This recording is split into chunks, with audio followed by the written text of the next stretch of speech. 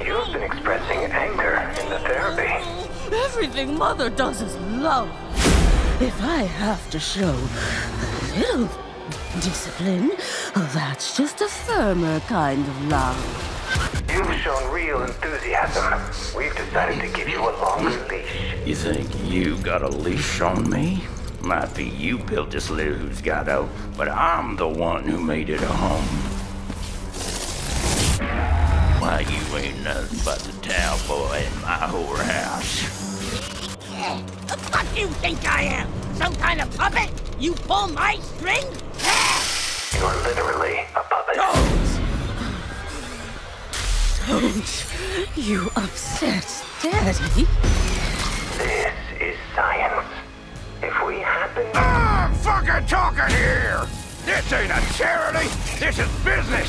Business don't mean shit without the law. Mother in the name of God in the midst of hearts of little children. Property don't mean shit without a threat of violence. Who would die for their children? Spread my food on the living with food spread round here. Cut down. Well, what do you think?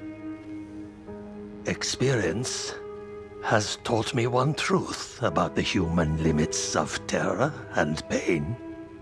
Which is? There are none.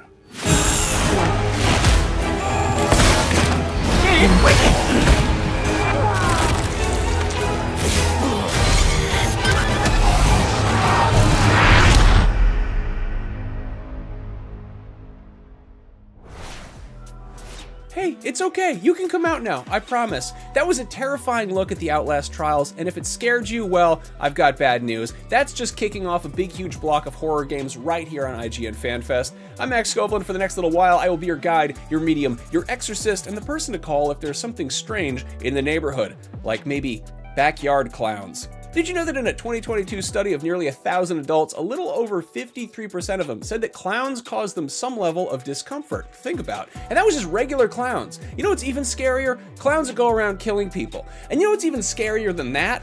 Well, here's an informative video on the subject that may cause mild discomfort for around half of you. Take a look.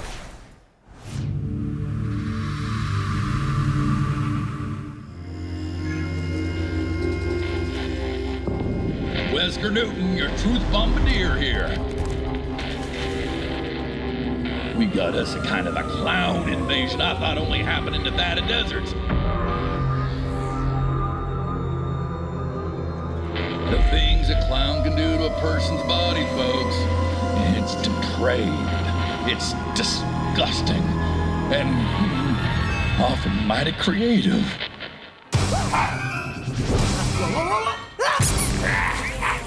They got big shoes for a reason, folks!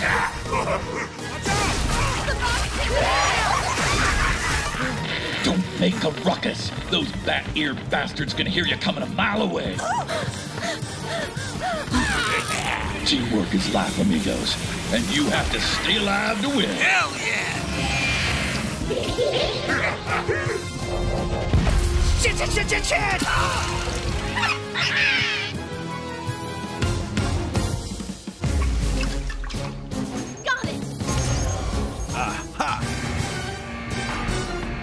You want to kill those clowns? Make like a Beverly Hills surgeon and give those real clown wives a nose job.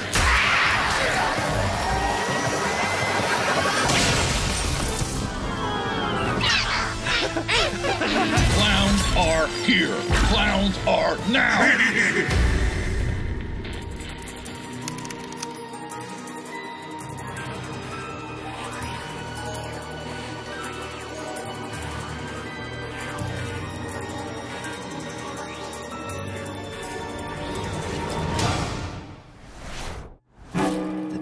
Came quickly. The rot and fear bloomed. Pestilence claimed the land, the crops, the animals. Our thriving community withered. Death came. And so we ran, seeking refuge in the forsaken lands of Luna Nova. I have protected our village from the creatures that would devour us. But my time as the warden must end. You have been chosen. Reap the harvest. End the hunt.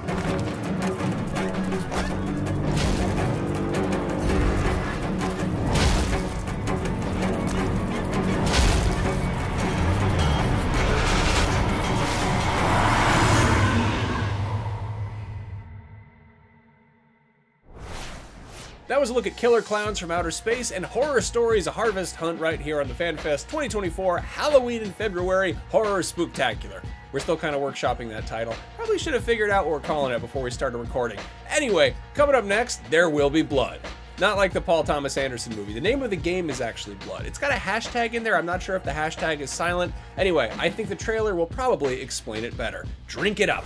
This trailer is about inexplicable enigmas found in hashtag Blood. What you are about to watch is not a cartoon, but a hand-drawn video game. Tonight, we bring you the captivating story of the town of Carpentersville, a seemingly placid place plagued by a series of inexplicable events and loved ones gone missing. But for newcomers Becky Brewster and her father David, the town offers a fresh start at a new school and a job at the headquarters of tech giant Perch.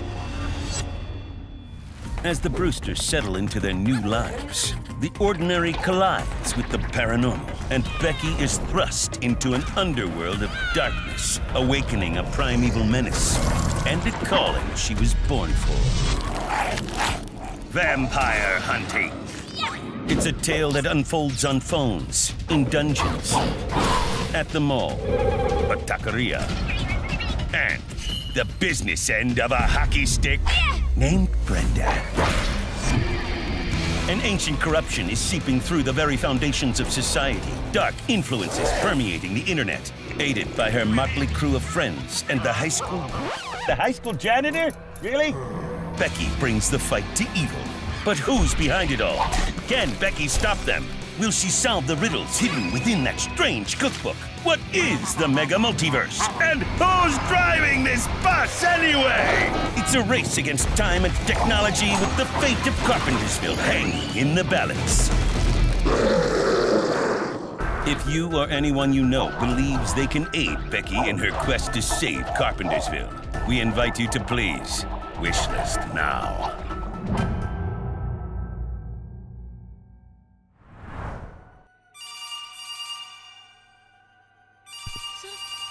Landline?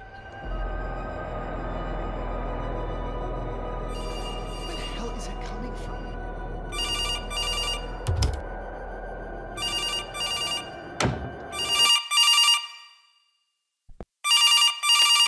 Hello? Was it my hat, Andrew? Is that why you didn't let me in today? Into my house? What? No, it's just, My husband and I own a small, private apiary in Karinga, and I just thought I'd stop by to see some of my tenants, and I shouldn't have worn the hat. No, it's okay. I just wanted everything to be perfect for the inspection, and... So you let me in next time? I mean, we have to. You let me in? But yeah, yeah, of course. Oh, wonderful. Yes, they let me in.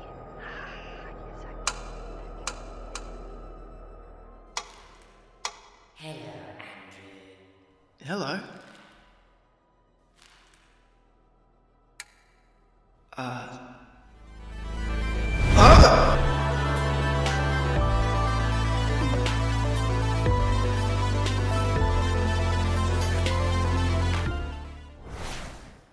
That was a look at Blood, and Janet DeMornay is a slumlord and a witch. I love it when video games have titles that sound like metal bands or mean rumors that people wrote on the walls of junior high school bathrooms. I don't know what kind of middle schoolers are calling each other slumlords. Maybe they just heard it somewhere and they just thought it sounded like a good insult. It is a good insult, even if you don't, rent property. Up next on the IGN FanFest 2024 Haunted Schnapps Tasting Tour of the Damned, 2 games that delve into some of the most horrifying places a human being can go. A Scottish offshore oil rig in the 1970s, and the dark web of the pre-Y2K internet. It's dial-up. See if you can guess which of these games is which.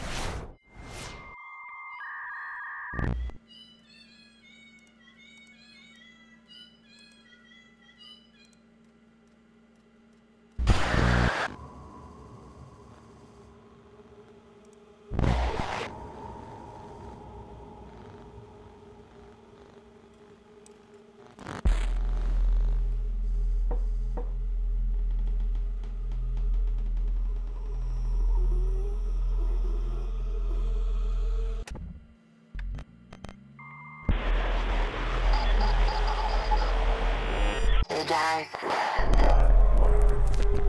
You will stream. You will watch.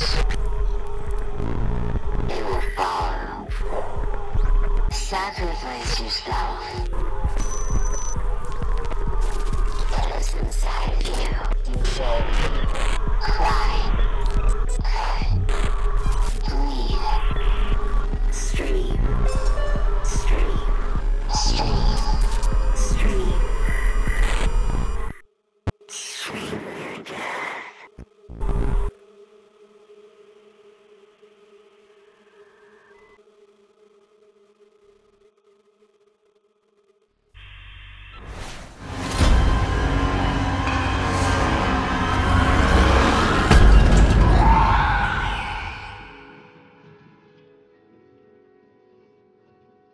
When I got pitched the story of like, you're going to be on an oil rig in the 1970s with no opportunity to kind of like contact the mainland or all that, I was like, I want to play it, but if I can participate to create it, that's even better. My background's in level design, and the reason why Still Wakes the Deep excited me so much was because it is essentially one big game level.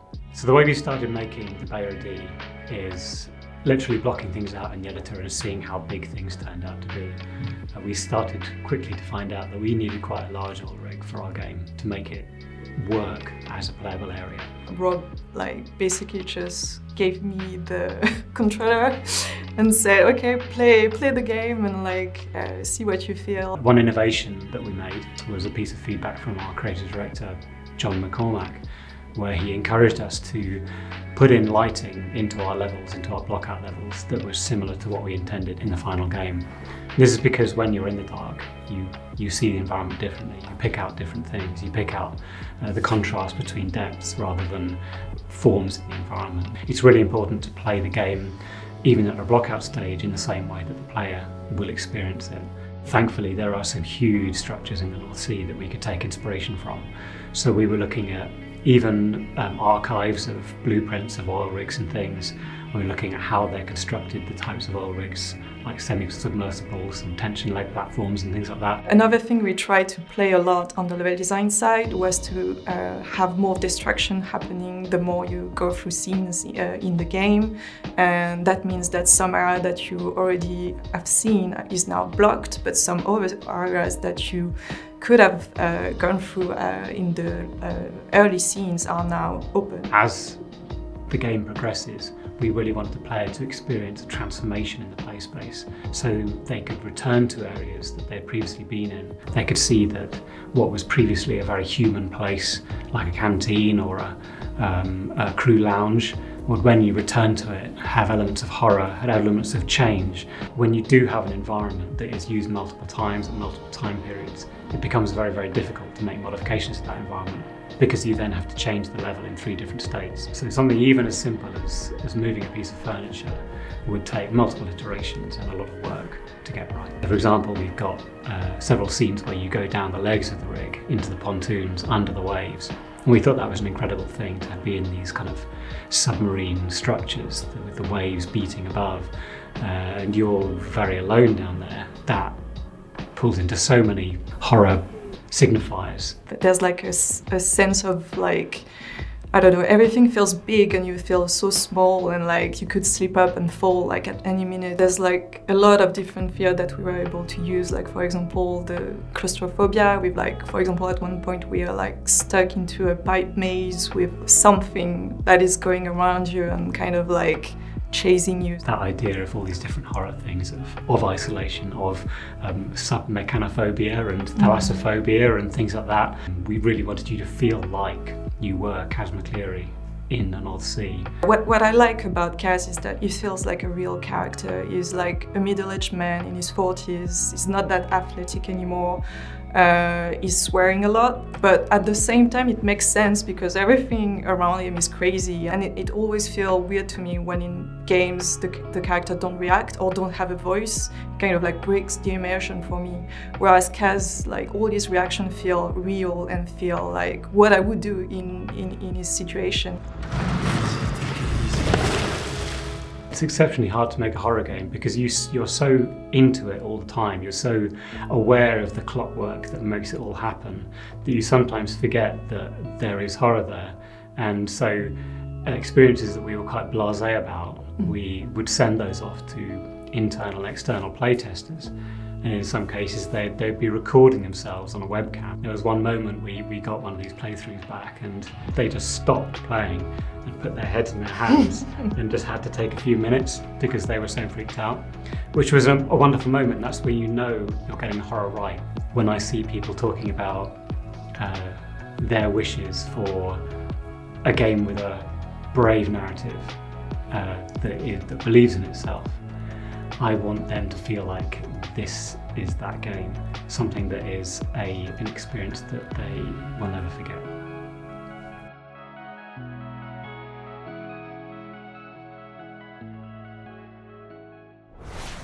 Welcome back to Return of the Living IGN FanFest, House of 1,000 Horror Games. Legally, I don't think we can call it a House of 1,000 Horror Games because it's not actually a house, and there aren't actually that many horror games inside of it. Now, our final trailer is going to give us a look at Outbreak Island, which is relatively scary, but an island really isn't the worst place for an outbreak. Kind of a natural quarantine zone. I feel like Outbreak Kissing Festival or Outbreak All-You-Can-Eat Buffet are both much worse, grosser problems. Maybe they're going to do a whole trilogy. Anyway, here is some disgusting exposure to Outbreak Island, and on that note, I'm going to go eat as much lunch as I can and then head on down to the Kissing Festival. I'll see you all next time. Have a good one.